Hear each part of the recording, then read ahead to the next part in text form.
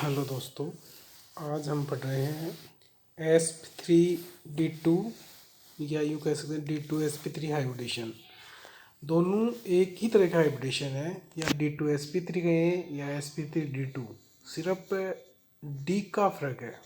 इसमें जो d2sp3 है उसमें हम आंतरिक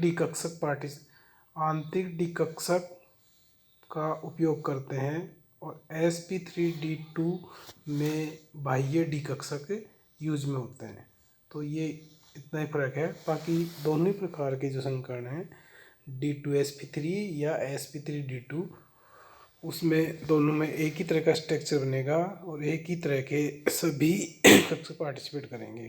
तो हम कह सकते हैं कि जब किसी परमाणु के एक s 3p तथा 2d कक्षक, d में dx² - y² एंड dz² संकृत होकर 6 नए संकृत कक्षक बनाते हैं, जो उस संकरण को sp3d2 संकरण तथा निर्मित कक्षकों को sp3d2 संकृत कक्षक कहते हैं। अर्थात हम कह सकते हैं कि यहाँ पर 6 नए संकृत कक्षक बनते हैं, जिनकी ऊर्जा, आकृति सब कुछ समान होती है। सिर्फ उनकी जो मेटल से लगे रहने की डायरेक्शन अलग होती है। बाकी 6 कक्षक समान ऊर्जा और समान आकृति के संकृत कक्षक बनते हैं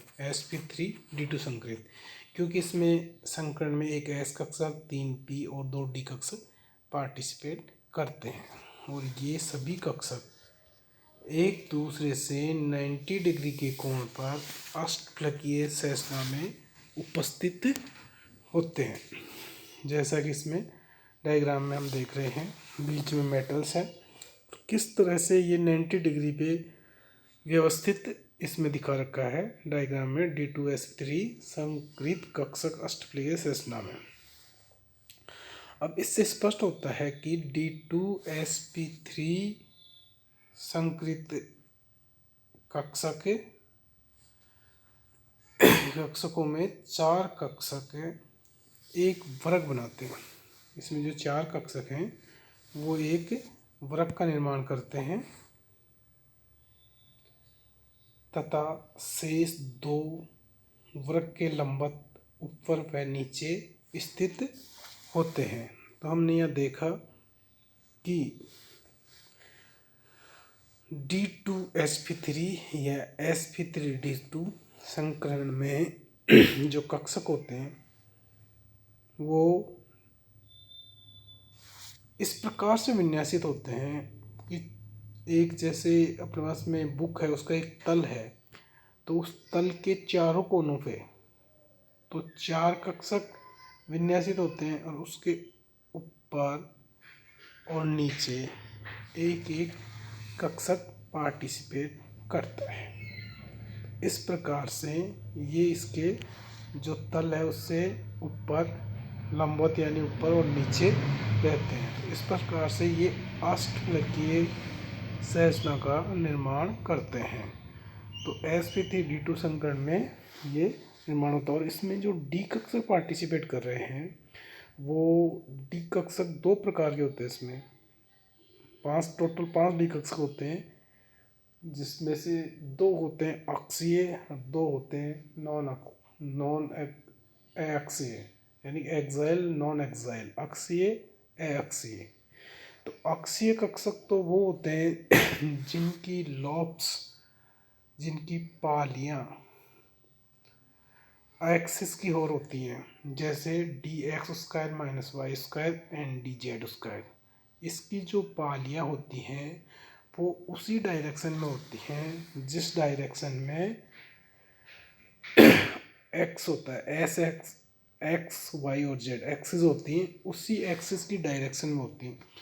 और जो 3 होते हैं वो अक्षीय या नॉन एक्साइल ऑर्बिटल्स। तो नॉन एक्साइल जो ऑर्बिटल्स होते हैं वह D X Y D Y Z D X Z. तो ये वे कक्षक होते हैं जिनकी पालियाँ एक्स के बीच में पाई जाती हैं। तो ये जो सेकंड नंबर वाले नॉन एक्साइल होते हैं ये तो सारे पाई बॉन्ड बनाने में यूज़ होते हैं। और जो अक्षीय थे D X square minus Y square and D Z square, ये जो है वो एक्स में सिग्मा बॉन्ड बनाने में उपयोग में ली जाती हैं। अब इसके एक एग्जाम्पल लेते हैं हम, उस एग्जाम्पल के द्वारा हम इसको समझने का प्रयास करेंगे। तो हम यहाँ देखते हैं SF6 एक अणु का बनना। तो SF6 अणु को बनाने से पहले हम इसमें जो सल्फर है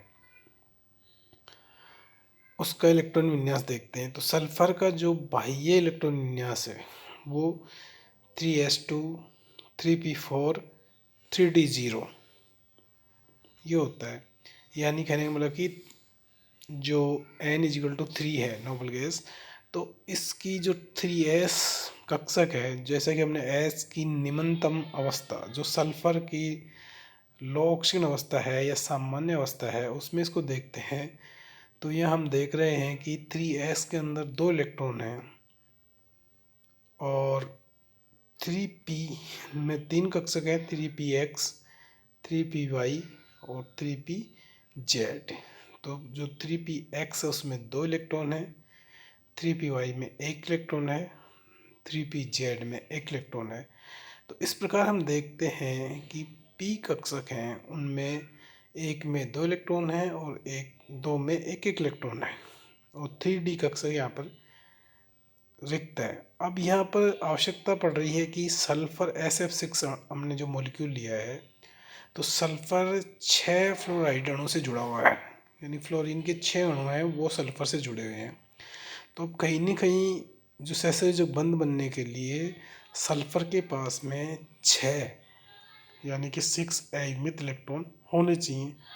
जबकि हम इसकी निम्न अवस्था में देखते हैं तो सल्फर के पास में सिर्फ 2 ही अयुग्मित इलेक्ट्रॉन हैं जो दोनों 3p कक्षकों में हैं। तो ये क्या करेगा कि पहले 3p को एक इलेक्ट्रॉन को 3d में भेजेगा, तो भी इसके पास में 4 ही अयुग्मित इलेक्ट्रॉन होते हैं।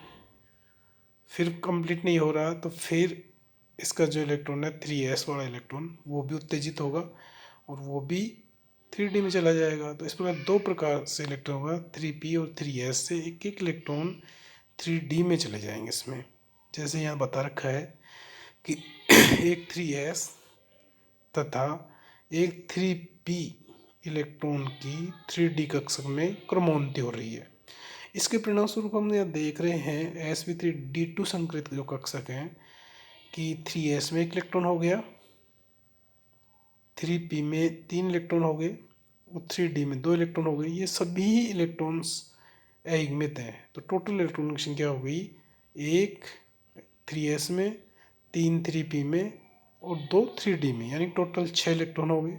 तो सल्फर फ्लोरीन के साथ में वापस साझा करके बॉन्ड बना सकती है, सिग्मा बॉन्ड बना सकती है। तो ये सल्फर की उत्तेजित अवस्था है। तो यहाँ हम देखते हैं नीचे आते हैं तो कि किस प्रकार से सल्फर में sp3d2 संकृत अवस्था होती है। 6 के 6 संकृत कक्षक हैं, 6 के 6 संकृत कक्षकों के अंदर एक एक इलेक्ट्रॉन है और बाकी बचे हुए जो 3 कक्षक हैं 3d के वो खाली रहते हैं। तो यहाँ सल्फर में sp3d2 संकरण दिख रहा है यहाँ पे। अब इसमें आगे देखते हैं इसको, तो यहाँ हम देखते हैं कि p की sp3d2 संकरण अवस्था जो यहाँ है सल्फर की, तो यह देखा sp3d2 में सभी में एक एक इलेक्ट्रॉन है। एक sp3d2 में 1 2 3 4 5 6 6 कक्षक हैं संकृत, 6 में प्रत्येक में एक एक इलेक्ट्रॉन है। अब ये 6 के 6 फ्लोरीन परमाणु से साझा करते हैं, यानी सहसंयोजक बंध बनाते हैं। तो एक इलेक्ट्रॉन फ्लोरीन का जो है वो फ्लोरीन होता है 2p5।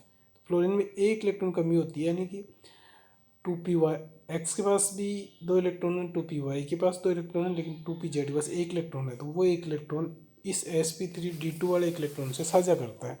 इस प्रकार से ये 6 के 6 परमाणु 6 संकेत कक्षकों से अतिव्यापन करते हैं आपस में एक दूसरे से, या से जो बंध बनाते हैं।